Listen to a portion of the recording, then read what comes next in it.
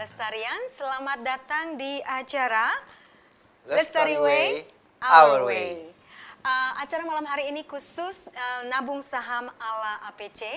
Perkenalkan, nama saya Susana Chandra yang selama 45 menit ke depan akan berbincang-bincang dengan seseorang yang bukan saja seorang mentor buat saya, tetapi juga seorang kakak, dan beliau adalah founder dari BPR Lestari Group. Oke, selamat malam Pak Alex. Selamat malam. Saya panggil Ko ya, Ko Alex, atau yang biasa Anda kenal sekalian sebagai APC, Alex P. Chandra. Oke, saya akan memulai perbincangan kita pada malam hari ini dengan sebuah statement yang Koko sebutkan pada episode sebelumnya. Dikatakan bahwa semua orang itu bisa menjadi kaya, dan menjadi kaya itu bukanlah suatu misteri, melainkan sesuatu yang bisa dipelajari. Nah, kita bicara kemarin masalah aset alokasi. Pertama adalah cash dan setara dengan cash. Kedua adalah bisnis. Ketiga itu adalah properti atau real estate. Dan keempat itu adalah saham. Nah, saham ini yang kita akan discuss sedikit lebih detail. Makanya judulnya menjadi nabung saham ala APC.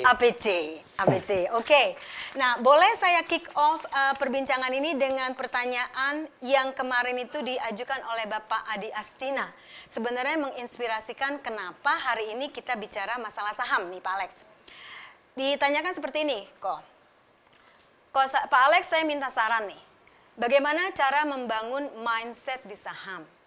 Saya tuh baru belajar 2 bulan terakhir. Kemarin pas beli saham dia turun, saya closing, mungkin dia jual ya, pusing dia, portofolionya merah. Pas udah average down, artinya dia udah rada, harganya sudah lagi murah, dia naik sedikit, nggak tahan, saya jual. Dia malah terbang harganya, kayak sekarang, tambah pusing pula. Dia bilang. So, I feel I can't control the market, I can't be the master of the game. Ini mentalitinya bagaimana? Mohon pencerahan katanya. Padahal tadi Alex bilang salah satu aset alokasi adalah saham. Ini udah ada satu yang pusing kepala Barbie deh. Coba mungkin bisa di-discuss sedikit. Ya, jadi pertanyaannya Pak Adi Astina ini yang menginspirasi episode kita kali ini. Ya. Karena kemarin saya bilang, oke, saya janji kita bikin satu episode khusus untuk bahas masalah saham. Ya, masalahnya Pak Adi. Tapi sebelumnya mungkin banyak yang bertanya, ini hari ini Chandra dan Chandra. Bukan Chandra versus Chandra, Chandra dengan Chandra. Ini obrolan kita sehari-hari di rumah, bukan cuma kita ngobrol masalah keluarga, tetapi bisnis, investasi, kita saling sharing. Jadi mungkin juga saya mau menyapa semua keluarga saya yang di rumah, hari ini juga pada nonton ya? Nggak tahu. Diharapkan mereka pada nonton.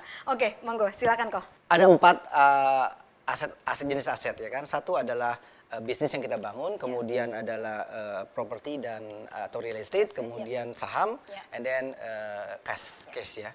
Jadi kita akan bahas hari ini mengenai saham. Saya itu sebenarnya agak sungkan bicara mengenai saham. Pertama, saya nggak ahli di sini. Kedua, ini adalah pilihan, cara dan pilihan yang mungkin berbeda dengan cara orang lain. Kemudian saya akan sarankan begini begono ya, dan kalau salah itu jadi beban buat saya gitu. Tapi mesti ada disclaimer kok. Ya, tapi banyak yang salah kayak Pak Adi ini. Pak Adi ini masuk ke pasar saham, kemudian dia pusing sendiri ya, karena habis beli turun, habis jual dia naik. Nah, sebagian besar menganggap bahwa saham itu terlalu berisiko.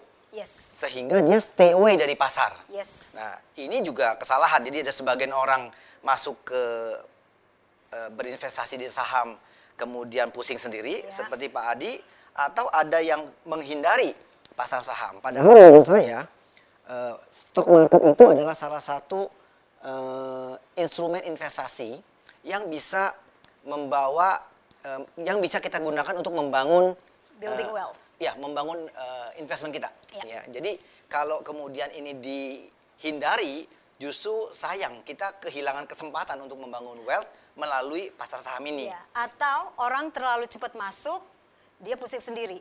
Iya, karena dia nggak belajar caranya. Jadi berarti belum belajar caranya. Jadi menurut saya, jadi saya pikir oke lah, lebih banyak manfaatnya daripada mudaratnya kalau saya ceritain.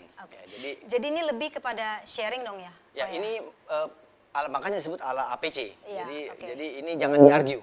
Oke. Ini jangan salah nggak begitu nggak. Pokoknya ini acara saya. Buat trader mungkin dia pikir, loh kok begitu caranya, Ya, tapi ini acara saya, Lestari Way, kemudian cara saya, so jadi jangan di-argue. Oke. So, pertama mengenai pasar saham. Kenapa pasar saham?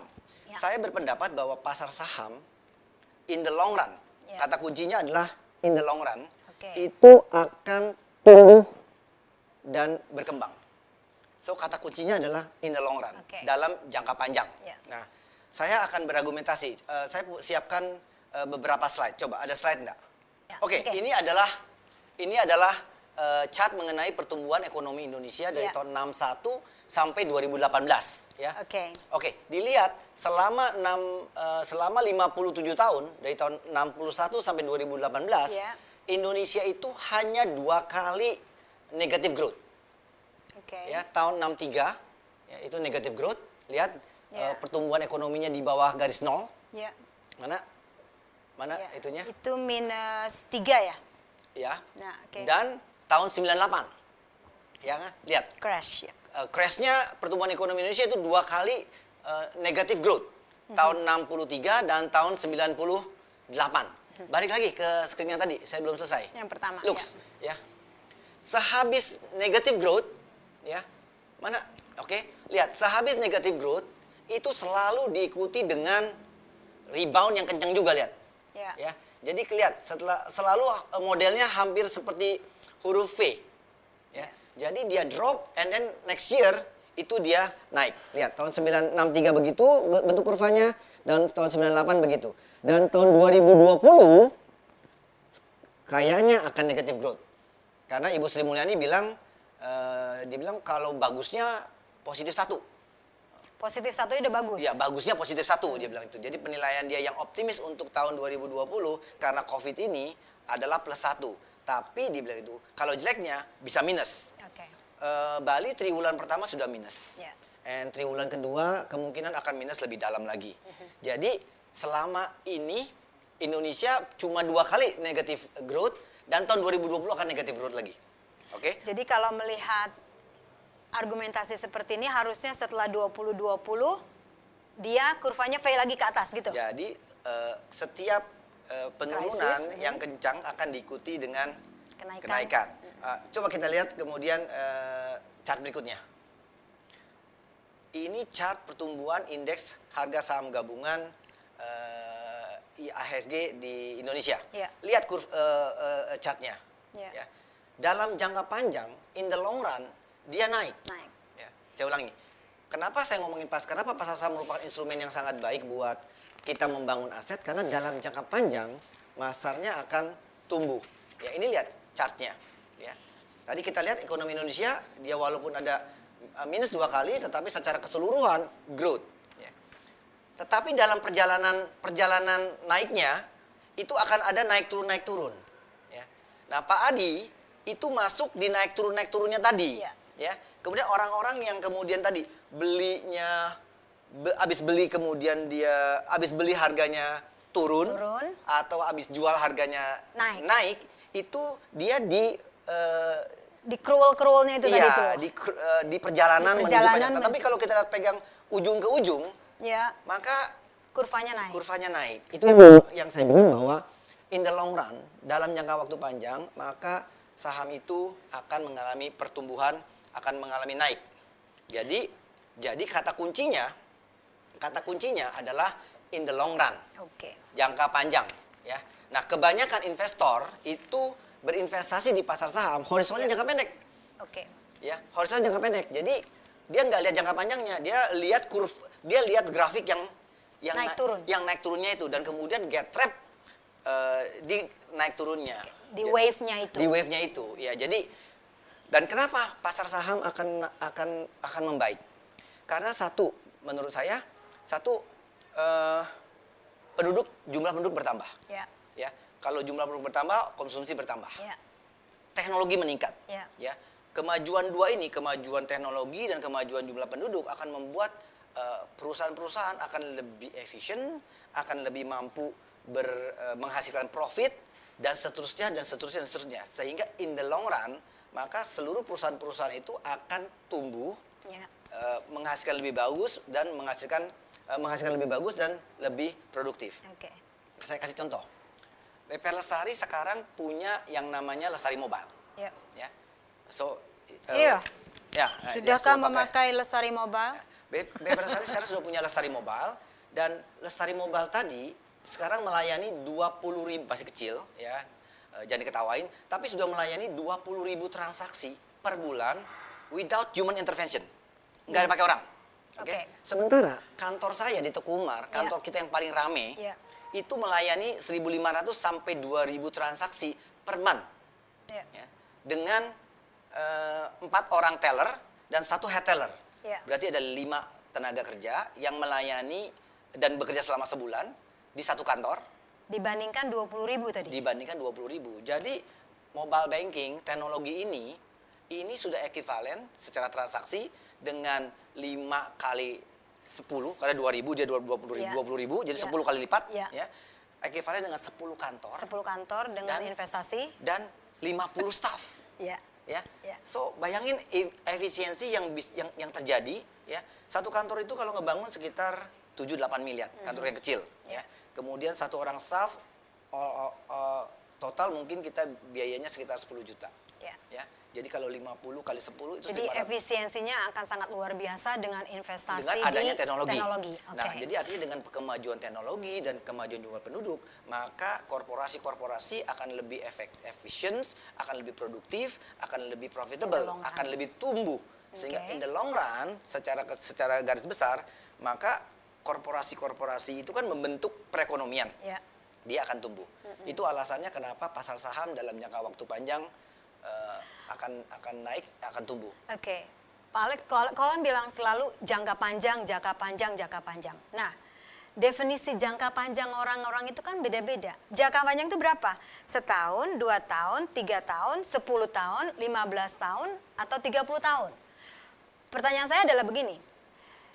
Di tengah perubahan yang sedemikian cepatnya, ya, kita tuh kadang-kadang kagak tahu tahun ini perusahaannya bagus. Ini nanti ada pertanyaan juga ya masalah bagaimana memilih saham ya.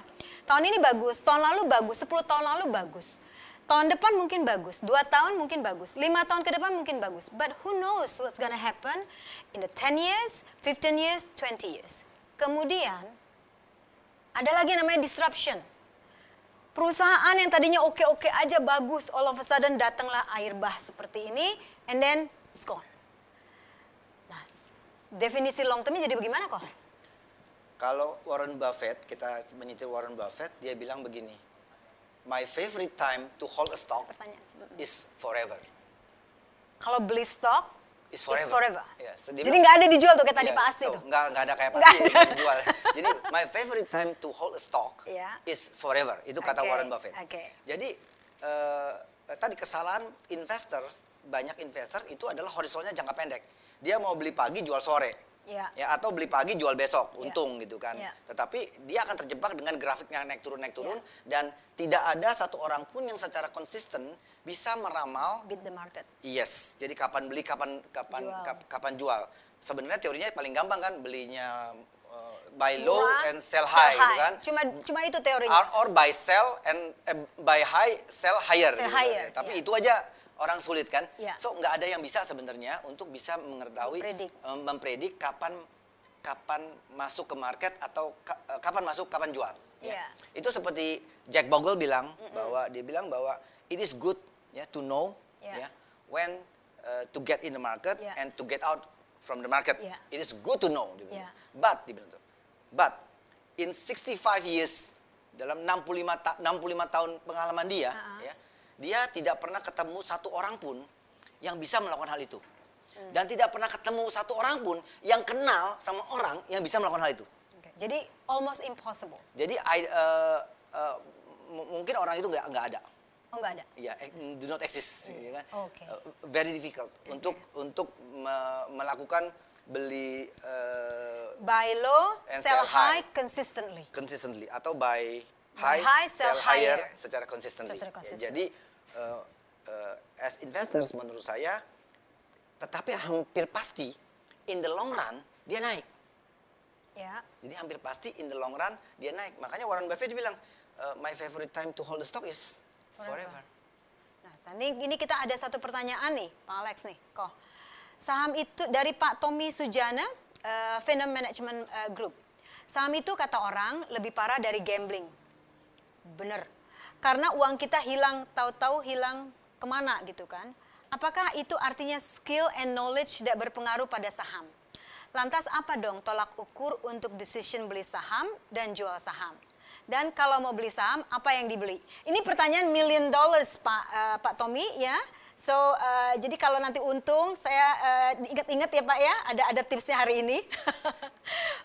Dan ada satu tadi pertanyaan dari Ibu May. Ibu May mungkin bisa saya bacakan sekalian, ada di sini? Oh, belum. Saya ada di sini. Ibu May ini mirip-mirip. Jadi sebenarnya yang ditanyakan adalah bagaimana Ibu Megawati Sujana, pertanyaan saya, bagaimana saya bisa mengetahui apakah suatu saham memiliki fundamental yang bagus? Dan dari mana kita tahu bahwa suatu saham harganya rendah dan direkomend untuk beli?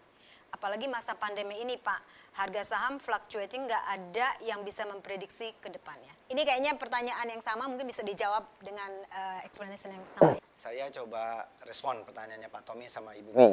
Ya. Tapi sebelum itu boleh saya kembali mengenai jangka panjang tadi, in the long run. Yeah. Dan kenapa pasar saham? Saya kasih contoh nyata, kasus nyata. Ya. Salah satu investment property saya yang which is considered the best, ya, itu adalah pembelian tanah di Bumbak, ya, yang sekarang di rumah tempat tinggal saya. Itu waktu saya beli 30 juta per are, ya, tahun 99. Fast forward sekarang kurang lebih berapa? 20 tahun, 21 tahun. Ya, sekarang mungkin harganya 900 juta. Ya, nggak tahu kalau harga Covid mungkin terdiskon 30%. Ya. But oke lah, harganya mencapai 900 juta. Ya. Jadi dari 30 juta menjadi 900 juta. Dalam jangka waktu 20 tahun. Ya, 20 tahun, 21 That tahun. is astronomically. Ya, wow, 30 kali lipat ya kan. Yes. So, it consider my best investment in property. Yeah. Oke? 30 kali. Yeah. Ya, 30 kali kan. Pada bawa kalkulator kan, bisa ngitung kan, 900 juta, sekarang 900 juta. Jadi so 30 kali. 30 kali. Ya, saya punya 6 are setengah di sana. Ya. Ya, jadi itu considered one of my best investment in property. Time frame yang sama, waktu yang sama BCA itu IPO. 20 tahun yang lalu tuh? Ya, kurang lebih tahunnya sama, tahun 2000-an lah. Okay. Ya. BCA IPO itu waktu IPO 1.400. Iya. Bawa kalkulator ya? Iya. Oke, 1.400. Ya. Sekarang fast forward sekarang. 28.000. Bukan 28.000. BCA udah stock split 3 kali. Oh yes. Oke, jadi 1 jadi 2. Jadi 2 jadi 4. Iya. 4 jadi 8. Ya. Jadi satu saham sekarang jadi 8. Yes. Harganya sekarang 28.800. Yes. Ya kan? Coba jadi berapa? Kali 4 toh. Jadi kali 8. Kali 8. Coba. 28.000 kali 8 berapa coba? Ini kan banker aja kagak bisa ngitung ini, mesti pakai kalkulator. Berapa? 224.000. Jadi investment 1.400 di tahun 2000 ketika BCA pertama kali IPO sekarang menjadi 224.000. 224.000. Itu berapa kali? Dibagi 1.400. 160 kali. 160 kali. Oke. Jadi yang tadi di Bumbak nggak bagus-bagus amat deh ya. Sih, kalau compare begitu, dilihat yang di Bumbak, ya kan? Padahal kayaknya udah keren banget ya. You are not so clever anymore, right? Ya kan? Ini one of the best performance di indeks di stock exchange ya. One of the best lah ya. Saya kasih satu contoh lagi karena IPO-nya berbarengan. Jadi time frame-nya sekitar 20 tahunan. Itu saham BRI. BRI ketika dia IPO harganya 800. Yeah. Oke. Dia 2 kali stock split. 1 jadi 2, 1 jadi 5. Jadi satu saham BRI menjadi 7. 10.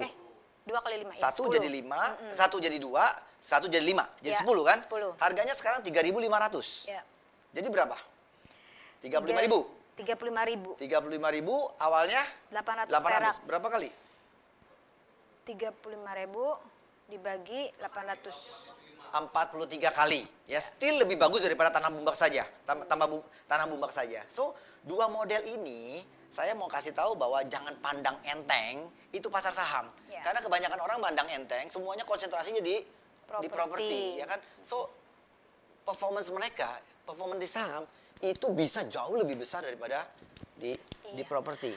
Tapi kan karena gini loh, kok.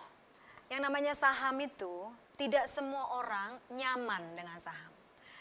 Di luar negeri mungkin saham itu sesuatu yang common ya. Di Indonesia kayaknya orang malah dengernya kalau saham, saham gorengan, saham yang ada financial engineering dan lain sebagainya. Memilih saham yang benar, nah itu yang orang takut. Itu tadi makanya belinya di 800, pegang nggak dijual-jual selama 20 tahun, harganya sekarang sudah 35.000. Belinya 1.200, jangan dijual-jual selama 20 tahun. Sekarang berapa harganya tadi? 224.000. Iya, tapi kan permasalahannya dengan banyak orang ini memilihnya yang mana? Saya kasih tahu sekarang. Oh, Oke. Nah, ini kalau untung boleh dipegang sendiri, kalau rugi jangan come back to us gitu kan? Saya kasih tahu cerita mengenai saham BCA tadi, ya. This is my own experience. Saya itu beli saham BCA ketika IPO 1.400. Oh, ini kayaknya penyesalan nih kayaknya kalau udah begini ceritanya nih. Saya itu beli, ya kan, ekuivalen harganya 100 juta kalau nggak salah. Ya. So bayangin kalau waktu itu 100 juta saya nggak jual-jual, sekarang jadi... Oh, ceritanya dijual itu? Jadi seharga 100 juta dengan 1.400 saya beli ketika di IPO. Ya. Harusnya jadi... Kalau saya nggak jual, sekarang harganya berapa? 16 miliar? Iya. Yes, ya kan? Betul? Yes. Coba hitung lagi tadi. 16 miliar. Berapa tadi kita 100 juta kan? Dikaliin 167 ya. Oke, dikaliin 167. 167 kali toh? Iya. Ya. Iya, 16,7 M. 16 miliar. Ya, oke. You know what happened? Ketika saya beli Di IPO 1.400, nggak naik-naik dia. Dia nggak naik-naik. saya tungguin nggak Nggak naik-naik, ya kan? 6 bulan nggak naik-naik, turun malah harganya 1.200. And I sell di 1.200. Rugi malah. rugi malah. Ya. Jadi ini cerita akan menggambarkan sebagian besar orang seperti ini kejadiannya. Ini the best mistake. Ya. Salah satu. Saya beli 1.400, saya jual 1.200 karena saya tungguin 6 bulan Nggak nggak naik-naik. naik-naik karena horizonnya jangka Iya. pendek. And then saya dapat kesempatan ini sekali lagi. tahun 2008. Harga saham BCA Itu turun dari 9.000 menjadi 3.000. di 2008. 2008. Ya. Nah, 2008 2008 ada crash. Iya. Turun jadi 3.000. Oh, Oke. Ya kan? Oh, last crash dong. Yes, Mhm. saya beli di 3.000. Oke. Ya kan? Saya jual di 8.000. Udah untung kan? Untung. Iya. Saya beli lagi 13.000. Rugi lagi. Jualnya lebih mahal. Jualnya high, belinya Belinya higher. lebih higher. Saya Saya beli lagi 13.000. Ya. Naik ke 18.000, saya jual di 18.000. Saya beli lagi 23.000. Oke. So, this is people ini caranya orang main biasanya. Ya. Ya kan? Itu semua kalah terus. Itu semua yang ada kalah. Jadi instead of buying higher and selling it, this is what you do. You buying higher, you sell higher, and then you buy higher again. That's not the good way to make money. Oke. Right? Jadi yang ada rugi ya. Jadi kebanyakan orang itu bermain saham model saya seperti tadi. Oke. Ya. So, sekarang saya caranya oke, I buy and never sell. Oke. You buy and you never sell. Yes. Oke. Nah sekarang ini pertanyaannya mungkin banyak sekali dengan kegalauan yang dihadapi oleh para investor sekarang kok. Ya, saya ikut teorinya Ko Alex. Saya udah mulai berinvestasi itu mungkin sekitar 8-9 tahun yang lalu, ya. Cuma 2. Gara-gara cerita itu cuma BRI sama BCA. Oke. Kemudian tadinya portofolio saya positif. Enak tuh di ujung kanannya itu kan kalau nggak salah returnnya jadi berapa? 67%, 80%. Kemudian sekarang merah. Duit saya hilang 40, sebenarnya duit dari untung juga ya. Secara averaging masih untung karena nyicil tadi itu. Nah, mungkin nanti kita akan bicara masalah nabung saham. Tetapi yang namanya nervous itu pikir, waduh ini tabungan. Katanya long term, I follow you. Ini tapi portofolio saya merah. Kegalauan ini gimana caranya? Sebenarnya nggak merah. Ah, Nggak merah. nggak merah. Iya, nggak merah kan kalau mulai investmentnya dari 8 tahun yang lalu sampai sekarang nggak merah itu. Iya nggak merah, Iya, tapi yang berkurang untungnya. Yang untungnya berkurang Iya, ya. untungnya Jadi berkurang. satu hari saya lihat jlok turun, rugi 200 juta. Turun lagi, rugi lagi, tambah lagi. Nah, itu yang bikin orang tuh galau. Iya, jadi satu karena orang nggak punya horizon jangka panjang. Ya. Iya. Saya balik lagi kenapa kita harus berinvestasi itu jangka panjang. Iya. Ada satu kekuatan dalam dunia investasi yang works like a magic. Ya, namanya compounding interest. Compounding interest, Ya. Jadi compounding interest itu begini. Kalau boleh saya jelasin di flip chart. Iya, Ya. oke. Jadi rumusnya begini. Rumusnya adalah jumlah investasi kita di masa yang akan datang, jumlah investasi kita, uang kita di masa yang akan datang, itu sama dengan berapa investasi kita sekarang dikalikan 1 ditambah I dipangkatkan T. Lihat, jumlah uang kita, investment kita di masa yang akan datang, itu adalah sebanding dengan berapa investment kita, ya kan? Berapa imbal hasilnya, Ya. ya ini berbanding lurus kalau berbanding lurus dengan berapa investment kita dan berbanding lurus dengan berapa return yang kita terima dan merupakan fungsi eksponensial dari waktu. Fungsi eksponensial dari waktu. Ya. Tahu kan fungsi eksponensial? Ya. 2 pangkat 1 sama dengan Dua. 2 pangkat 2 4. 4. 2 pangkat 3 8. 2 pangkat 4 16. 2 pangkat 5 32. Ya. Ini adalah waktu. Jadi kalau saya gambarkan chartnya, ini nilai investment kita di masa yang akan datang, Ya. Waktu. ini waktu, maka yang nama kurvanya bentuknya seperti ini. Ini kurva eksponensial. Fungsi pangkat dari waktu. Jadi semakin lama waktunya, kenaikan daripada jumlah investmentnya akan meningkat secara tidak proporsional, secara eksponensial. Ini kalau yang disebut linear begini. Ini kurva linear, naiknya linear. Ini menaiknya secara eksponensial. Jadi Compounding interest adalah salah satu faktor yang harus kita count in ya, ketika kita berinvestasi.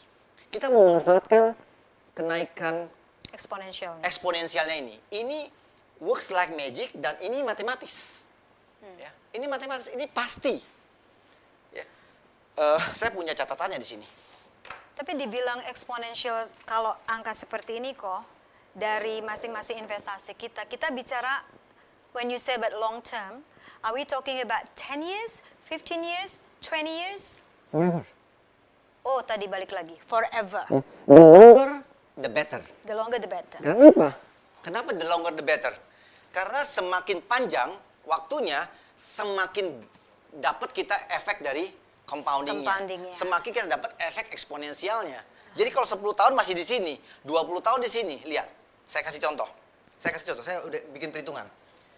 Dengan bunga 15%, return 15%, Ya. 15% ya. Oke. Di sini ya. Ya, interestnya. Ya. Ya. Dengan return 15%, dalam 10 tahun compounding, ya, compounding 10 tahun 15%, hasilnya 404%. Oke. Oke? Ya. Dalam 15 tahun hasilnya 814%. 8 kali. 8 kali. 8, iya. Oke? Dalam 20 tahun hasilnya 1630 kali. Wow. Dalam oke. 20 tahun. Dari 8 kali, Dari 4 kali, 8 kali, 16 kali. 16 kali, Ya. 1000 kali. Dalam 25 tahun hasilnya menjadi 3.290%. 300 kali, 300 kali. 30 kali. 30 kali. Ya. Dalam 30 tahun hasilnya mencapai 5.750. Oke, jadi katakanlah kalau saya tahan selama 25 tahun investment tadi, hasilnya yang uang 100 juta. Kalau uang 100 juta saya tahan selama 25 tahun, ya, maka hasilnya kali 32. Ya. Oke. Tetapi kalau saya tahan dalam waktu 30 tahun, 5 tahun lagi, hasilnya kali 57. Oke. Jadi dengan kata lain, Jadi, tahanin jadi sepanjang-panjangnya. kita harus memanfaatkan Compounding, matematika ini ya. ya untuk kepentingan kita. So this is mathematics. Ya. Jadi the longer kita tahan investmentnya, the better because kita akan mendapatkan efek dari compoundingnya. Compounding interest. Jadi gunakan efek compounding sebagai leverage kita punya investment. Investasi. Warren Buffett lagi, saya akan meniru Warren Buffett. Dia bilang, my wealth is coming from my lucky gene. Ya. Ya, my lucky gene itu artinya dia memang terlahir pintar, dia bilang itu. ya. Ya, my wealth is coming from my lucky gene Ya. and born in America. Ya. Kenapa born in America? Karena masyarakatnya kapitalistik, ada pasar saham and compounding interest. Oke. Jadi Warren Buffett bilang my wealth is coming from my lucky gene, kepandaian dia, and born in America and compounding interest. So use compounding interest sebagai leverage kita untuk To our benefit. membangun Kita punya wealth. kita punya wealth. Berapa lama?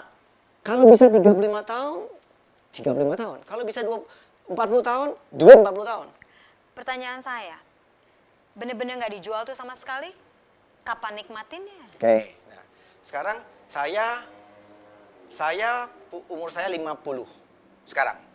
So, saya rencana akan pensiun umur 60. Oke. Oke? So, saya punya waktu 10 tahun lagi to compound my investment. Oke. And after that, I sell.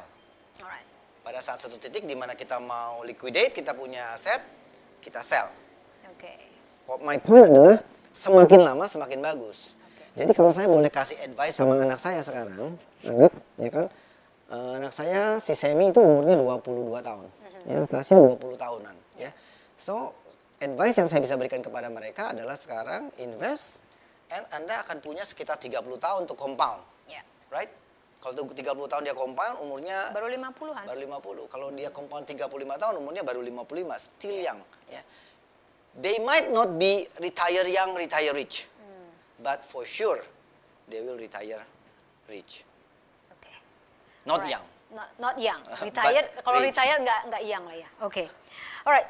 Pak Alex, kok ada pertanyaan. Pak, apakah di pasar saham berlaku istilah high risk, high return? Kalau berlaku itu berlaku kapan? Atau berlaku di saham apa? Oke. Oh, ini pertanyaannya susah bener ya. Oke, saya akan Oke. ceritakan bagaimana sekarang memilih saham. Ya. Kemudian apa fundamentalnya tadi, Ya, ya kan? Kalau ditanya mengenai bagaimana fundamentalnya, saya juga terus terang nggak tahu. Bagaimana menentukan fundamental bank yang saham yang bagus, ya kan? So I don't know for sure. Tapi begini, ini diajari Warren Buffett. Ini Ya. Warren Buffett style juga. Ya. Dia bilang kalau Anda mau berinvestasi di stok, dia Ya. bilang itu satu jangka panjang, Ya. dua pilih perusahaan yang kita pikir will be around 30 tahun lagi. Oke. Kira-kira the company will be around 30 tahun lagi. Karena kita mau investmentnya jangka panjang. Jadi kalau menurut saya Anda pilih sekarang, lihat Indonesia, and then kita pilih, oke, mana perusahaan Indonesia yang kira-kira 30 tahun lagi masih ada. Kira-kira, ya kan? And then kemudian dia bilang pilih perusahaan yang Anda mengerti. Ya, lihat. Pilih perusahaan yang Anda mengerti sehingga kita bisa membaca laporan keuangannya. Ya. Sehingga kita bisa membaca perilakunya, Ya. ya. Jangan memberi perusahaan di mana Anda nggak ngerti bisnisnya. Oke. Ya. Jadi kalau saya ngertinya cuma properti, banking, janganlah ke Oil and gas. batu bara gitu ya. Jangan ke oil and Nggak gas. ngerti ya. Iya. Saya nggak berinvestasi di Bitcoin. Ya. Karena saya tidak mengerti Bitcoin. Oke. Ya, if you don't understand, dia bilang itu. Do ya kan? not invest. Do not invest. Ya, jadi investlah di perusahaan yang Anda mengerti. Ya. Ya. Kasusnya saya mengerti banking. Ya. Ya, saya punya 30 tahun pengalaman di banking. Ya. So I know Ya. banking industries. Ya. Ya, saya bisa membaca neracanya. Ya. Saya bisa tahu mana perusahaan yang bagus, mana perusahaan yang jelek. Ya. Tapi kalau dikasih perusahaan di oil and gas, saya nggak bisa baca. Ya. Saya nggak bisa ngerti perilakunya. Oke. Jadi tadi apa? Invest in the long run. In the long run. In the long run. Iya. Memanfaatkan efek Iya. compounding. Dua, pilih perusahaan yang kira-kira 30 tahun lagi still around. Iya. Karena kita mau berinvestasi jangka panjang. Iya. Dua, pilih perusahaan yang kita mengerti. Iya. Pilih perusahaan yang punya competitive advantage. Oke. Competitive advantage gini, perusahaan Warren Buffett mengatakan gini, cari perusahaan yang seperti benteng di atas bukit. Oke. Ya. Kenapa benteng di atas bukit? Benteng di atas bukit itu sulit ditaklukkan. Susah diserang. Ya, sulit diserang. Bagaimana? Orang mau nyerang, Kelihatan. Kelihatan. Dia harus bisa siap-siap di sini kan. Kemudian dia harus naik, kemudian naik bukit. Iya. Capek. Dia belum apa-apa udah capek duluan. Dengan kata lain, masuk ke industri yang nggak gampang entry point juga. Bukan. Cari perusahaan yang tidak gampang diserang oleh musuh. Oke. Tidak gampang dikalahkan oleh kompetitor. Oke. Seperti benteng di atas bukit. Iya. Ya, musuhnya nyerang harus naik bukit capek duluan. Iya. Ya kan? Mau nyerang dia harus naikin benteng. Ya kan? Sebelum benteng ada parit. Iya. Masuk parit ada buaya. Apa itu sama artinya dengan cari saham-saham dari perusahaan yang market cap-nya besar? Bukan. Bukan itu juga. Cari perusahaan yang punya competitive advantage yang nggak Oke. gampang-gampang dikalahkan. Oke. Makanya kita harus mengerti industrinya. Sehingga Iya, oke. kita tahu perusahaan ini punya competitive advantage. Jadi jangan masuk beli saham gara-gara dia murah. 50 perak, Enggak, bukan. 100 perak. Bukan. Oke, jadi bukan itu. Jadi kalaupun murah bukan berarti itu sebut saham Bukan. atau murah, saham murah ya. Kita Oke. cari perusahaan yang kemudian punya competitive advantage. Oke, alright. Saya nggak mau nyebut sama nama saham, tapi saya sebut juga lah. Oke. Let's say, katakanlah gini, katakanlah BRI. Ya. Siapa yang bisa ngalahin BRI sekarang in terms of jaringan? Nggak ada. Ya? Nggak ada. Sampai ke sawah-sawah dia ada. Sampai ke sawah-sawah dia punya kantor cabang, ya Yes, kan? yes. Anda mau ngalahin BRI, Anda harus punya kantor cabang yang lebih banyak dari dia. Yeah. And that's not easy. Yeah. Ya kan? Kemudian saya bilang, saya Bebe Lestari, saya bilang saya mau ngalahin BCA. Yeah. Oke. BCA punya cabang 2000. Ya. Saya bilang saya punya cabang 20. Gak bisa. Gak bisa. Bisa. Saya punya ATM, saya bilang gitu. Ya. Saya punya ATM berapa? 4. Ya. Mereka punya ATM 20.000. Ya. So, mereka adalah perusahaan-perusahaan yang nggak gampang Ditaklukkan. ditaklukkan. Jadi, kita pilih perusahaan-perusahaan kayak gitu karena mereka nggak gampang kalah nih, ya. In the long run, kemudian Will be around for the next 30 years. masih ada sekarang kurang lebih 30 tahun. Industri yang kita mengerti, yang memiliki competitive advantage. Kemudian yang kelima adalah yang reputasi manajemennya baik. Oke. Cari perusahaan yang reputasi manajemen atau ownernya baik. Ya. Tidak memblak utang, Oke. tidak Tidak ngegoreng saham, ya. Jadi itu adalah faktor-faktor yang harus di-count in ketika kita mau memilih Ya. saham mana yang kita mau pegang. Yes. Ya for good, ya. Kita mau pegangnya sampai 30 tahunan nih. Ya. Jadi apa? Oke. Horizonnya. Ya, ya. And then yang terakhir, ya, yang terakhir adalah belinya ketika di diskon. Oke, nah ini ada pertanyaan lagi. Bagaimana kalau IHSG atau indeks sahamnya itu mengalami koreksi dan saham banyak yang turun? Apa yang harus saya lakukan? Ini mungkin ada hubungannya dengan, kan tadi mau beli saham, udah dipilih nih semuanya nih tadi bahwa it has to be in the long run. Perusahaan yang kira-kira 30 tahun yang akan datang masih ada lah ya. Walaupun itu yang agak susah dipredik kok. Kemudian di industri yang kita mengerti, yang memiliki competitive advantage, dan kalau bisa manajemennya, definitely manajemennya bukan yang orang ngemplang, ya. Terus ditanya, masuknya kapan? Ketika tadi udah kelima, yang keenam adalah kata Warren Buffett belinya ketika di diskon. Nah, Saya akan cerita mengenai kenapa marketnya di diskon. ya, Ya. Ada orang yang harga market tuh, harga saham itu terbentuk dari dua. ya, Satu harga fundamentalnya. ya, Yang kedua adalah market sentiment. ya, Dijelasin market sentiment itu gini, ada bandar besar, ya, namanya Mr. Market. ya, Ya. Nah, Mr. Market itu moody. ya, Moody itu gini, jadi kalau dia lagi moodnya bagus, dia nggak mau jual saham. ya, Sahamnya di harganya setinggi-tingginya, ya. dia nggak mau jual. Naik deh tuh harga, Naik. dikerek deh tuh harga. Iya, without any reason. Ya. Ya. Nggak ada alasan, kan dia lagi moodnya yang lagi Jadi nggak ada yang bisa bilang, kita tanya broker kita, kenapa hari ini begitu gitu ya? nggak tahu. Pokoknya dia lagi nggak mau jual aja. Ya. Oke. So, Mr. Market Oke, utang. oke. Ini bandar gede nih. Mr. Market, the market seperti itu. Oke. Nah, saya sebutnya nama Mr. Market Oke. untuk lebih menjelaskan pembentukan harga di pasar Iya. saham. So Mr. Market itu kalau moodnya lagi bagus, dia nggak mau jual sahamnya. Oke. Jadi cenderung menjual lebih mahal. Ya, Without any reason. ya, Ya. Tetapi kalau dia bad mood, dia mau ngobrol sahamnya. Ya. Ya, without any Reason. ada reasonnya Sedikit ya, dijustifikasi. tapi tidak ada reason yang underlying reason yang memadai. Oke. So, Mr. Market kadang-kadang jual mahal, Mr. Market kadang-kadang Jual murah. Contoh. Ketika 2008 itu market crash Ya. di Amerika. Ya. Oke? Bubble. Iya kan, market crash, subprime mortgage. Ya, subprime. Ya. Indeks di New York Drop. Apa hubungannya market yang drop di Amerika dengan performance BCA di Indonesia? Nggak ada. Nggak ada. Tapi sentimennya ada. Nggak ada. Tapi Mr. Marketnya mudi. Ya. Siaran, dijual murah, maka harganya drop dari 8.000 menjadi 3.000. Jadi harganya dibentuk karena market sentimen. Ya. Bukan gara-gara fundamental. Ya. Kayak sekarang kita lihat, harga naik, harga turun tuh apa yang menyebabkan? Apakah fundamentalnya berubah? Nggak tahu. Nggak ada. Itu hanya gara-gara Mr. Market hari ini, gue mau jual segini. Ya. Besok gue mau jual lebih murah lagi. Ya. That is, dinamika itu adalah dinamika pasar yang kita sebut sebagai sentimen pasar. Nggak ada hubungannya sama apakah perusahaan yang kemarin sama yang hari ini tiba-tiba fundamentalnya berubah. Kenapa harganya bisa berubah? Karena Mr. Marketnya hari ini moodnya beda aja. Gitu. Itu bukan gara-gara financial institution yang pegang big portfolio dropping out or Yes. coming in. Itu. Pasar adalah tempat bertemunya penjual Dan pembeli, So ya. disebut sebagai Mr. Market. Ya. So, Mr. Market ini tidak bisa kita prediksi. Ya. Dia bisa good mood, dia bisa Bad mood, ya. Jadi Warren Buffett bilang belinya ketika diskon.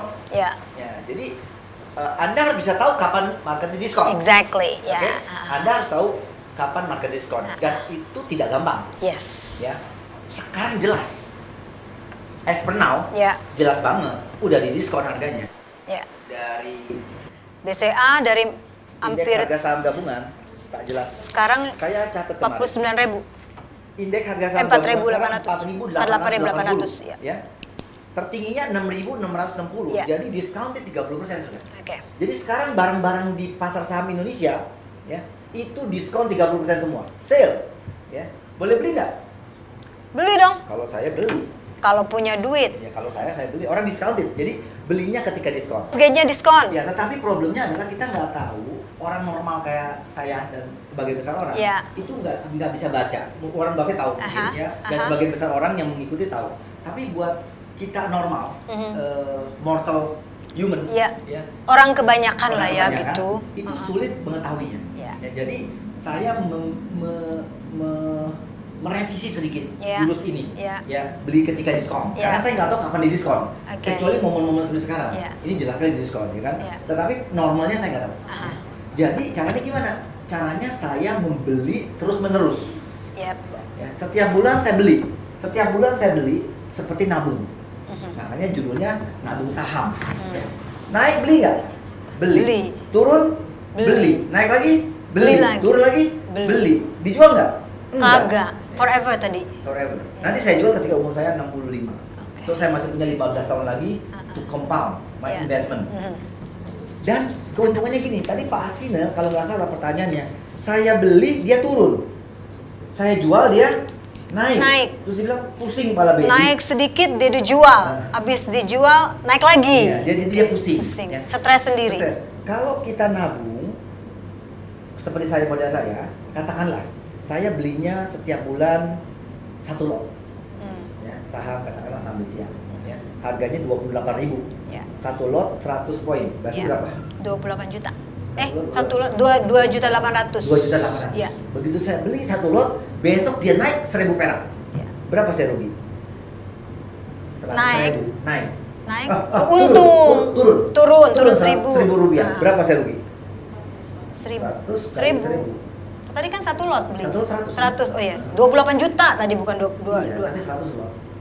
100 saham. 100 saham. Kalau harganya besoknya turun 1.000 poin, 1.000 Iya, poin, 1.000 poin. maka saya rugi 100.000. Ya. 100.000 means nothing. Ya. Jadi harganya mau naik 1.000, harganya mau turun 1.000, jiwa saya nggak terganggu. Jadi belinya nyicil sedikit-sedikit. Sehingga kalau dia naik berapapun, Nggak ngefek banget. Nggak ngefek kepada psikologi kita. Nggak galau. Nggak galau. Bayangin kalau kita beli 1 juta saham. Ya. Jangan 1 juta kali mahal, kali 1 juta kali. Misalnya mau Ya. cepat kaya, Ya. dia 1 juta saham. Besok Turun turun dia, lagi, langsung rugi. 1 miliar. Ya, you bisa commit suicide, right? Ya kan? Tapi kalau Pusing kepala Barbie. Kalau dia sedikit-sedikit dia mau naik mau turun, psikologi kita nggak terganggu kan? Oke. Kenapa? Karena kita nanti jualnya nanti. Ya, Mengharapkan tadi grafik yang panjang tadi, nanti di ujung kita exit. exit. Oke. This is closing. My closing. Tadi kan tanya, kan nggak ada jaminan. Yes, gak ada jaminan. Nanti Serius. perusahaan yang udah dipikir-pikir bisa itu kan? Ya, udah semuanya tadi tuh, Ya, tapi yang satunya yang tidak terpenuhi. 30 tahun kemudian dia tidak ada. Yes. Nah, pertama gini, tidak ada yang pasti di dunia ini kecuali matahari terbit dari timur. So there is no guarantee. Even kita udah lakukan semua tadi, nggak ada garansi bahwa angka tadi kecapai. Ya. Ya. But ada kemungkinan besar itu tercapai. Ya. Ya. Tetapi jamin nggak? Sorry, Kagak ada. no garansi. Ya. Tidak ada yang pasti di dunia ini kecuali matahari terbit dari timur. Ya. Makanya kita melakukan aset alokasi. Jadi Ada- jangan semuanya di saham jangan juga. semua. Ada berapa? Ada 4 jenis Ada empat. aset. Oke. Ya kan? Ada bisnis Ada yang kita bisnis. bangun, ada aset, ada properti, Ya. ada Apa tadi? Cash stok, flow. ada stok, Ya. yang tadi kita pikirin, yang kita bicarakan cara mainnya, dan kemudian ada cash. Ya. Itulah cara nabung. Ya, paling Saham. tidak kalau misalkan 4 dari salah 3 udah pasti oke lah ya. Gitu.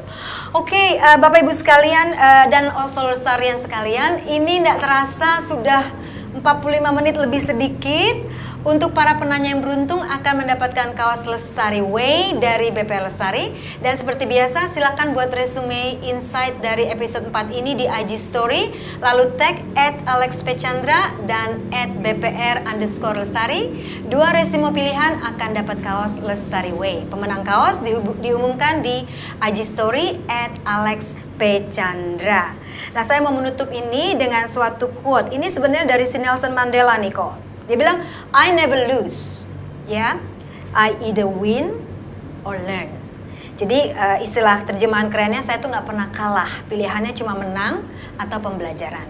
So semoga sharing kita di acara Lestari Way malam ini setidaknya memberikan bahan diskusi dan pembelajaran bagi kita semua. Sampai jumpa di episode selanjutnya, yaitu setiap Selasa jam 7 malam waktu Indonesia bagian tengah dan jam 6 waktu Indonesia bagian barat di acara Lestari Way, Our Way.